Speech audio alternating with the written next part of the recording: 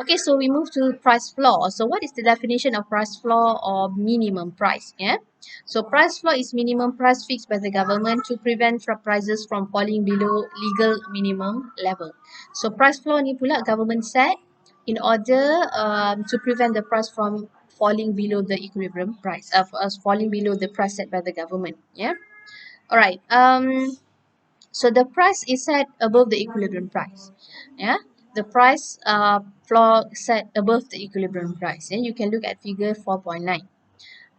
So now why government fix price floor? Yeah, kenapa government nak impose price floor? Yeah, why? Because government wants to protect producers. Okay, especially farmers. Yeah, kenapa? Sebab farmers ni cost of producing ataupun cost of agriculture ini adalah tinggi, tapi dia punya return or dia punya revenue dia kurang. So due to that, and then satu lagi sebab farmers ataupun agriculture sector ni subject to risk, uncertainty. Kadang-kadang ada flood, ada severe flood ataupun dia ada drought. Drought tu maknanya kemarau, berlaku tsunami ke apa ke. So this kind of natural disaster ni boleh berlaku dan akan menyebabkan yang will harm the producers, right? Especially farmers. So because of that, government fixed the price floor. Okay. So after government fixed the price floor, so price is set above the equilibrium price, there will be a problem of surplus. Berlakulah lebih excess supply, problem of surplus, excess supply, right? This concept, the concept of price floor is also applicable in the minimum wage. So kalau kita pernah dengar, so I think all of you pernah dengar lah kan, minimum wage ni adalah gaji minimum yang set by the government. Government will set minimum wage, right? So usually government set minimum wage depend on the poverty line lah, maknanya cost of living. So cost of living kita banyak mana, di kat situlah government akan set minimum wage. So minimum wage ini is set which means that the employer should obey the minimum wage set by the government. So selalunya government akan announce the amount of minimum wage ini during budget, belanjawan, budget, right?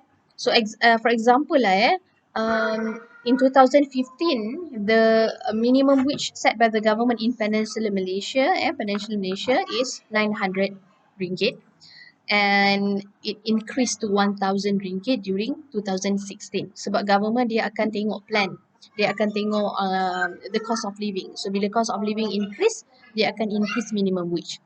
And after that, in 2018 something, the minimum wage has increased to 1,100, and recently it has increased to 1,200 if I'm not mistaken lah.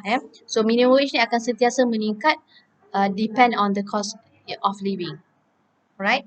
So kalau you all boleh tengok page 105. So the concept of minimum wage ni sama macam price floor, okay?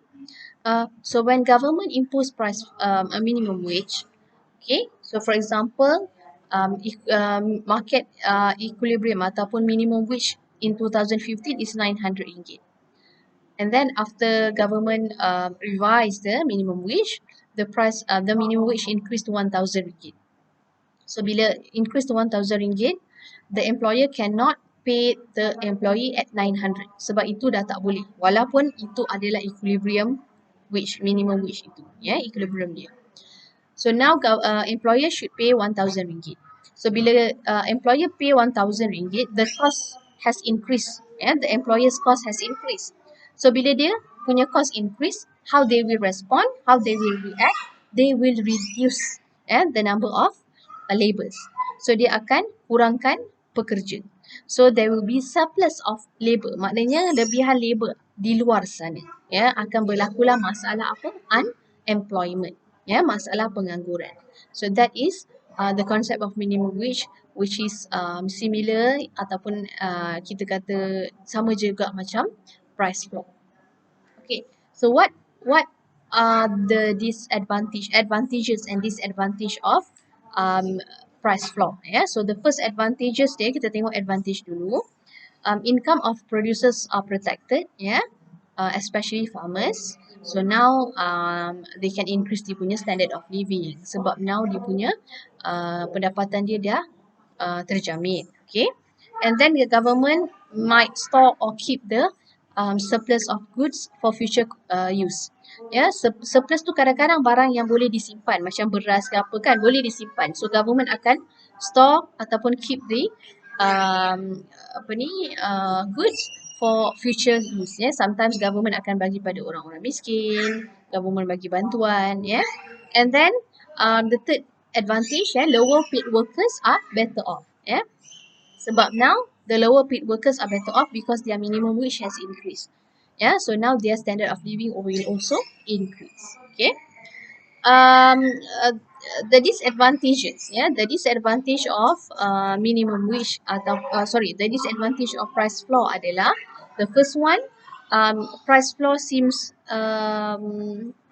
unfair to the consumers, but now consumer have to pay higher price for the goods and services. Kedua, minimum price lead to wastage of resources. Sebab kenapa wastage of resources? Sebabnya barang itu ada lebihan.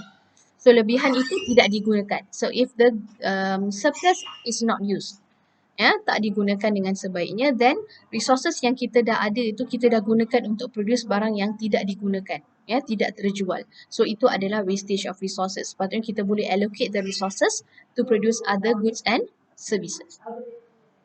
And then the concept of minimum wage will lead to the problem of unemployment. Berlakulah masalah pengangguran. Pengangguran kepada siapa? Contohnya dekat Malaysia ni berlakulah pengangguran untuk local workers. Sebab in Malaysia kita dah ada competition dengan foreign workers. So foreign workers ni dia punya wage not subject to minimum wage in Malaysia. So dia boleh dia tak kisah berapa saja yang dibayar, dia akan terima saja. Then employer are more likely to choose foreign workers sebab cost akan rendah sebab minimum wage-nya rendah. Right? And then that is the concept of price floor, and will finish up to this, price ceiling and price floor, and we will look at the exercises. Thank you so much.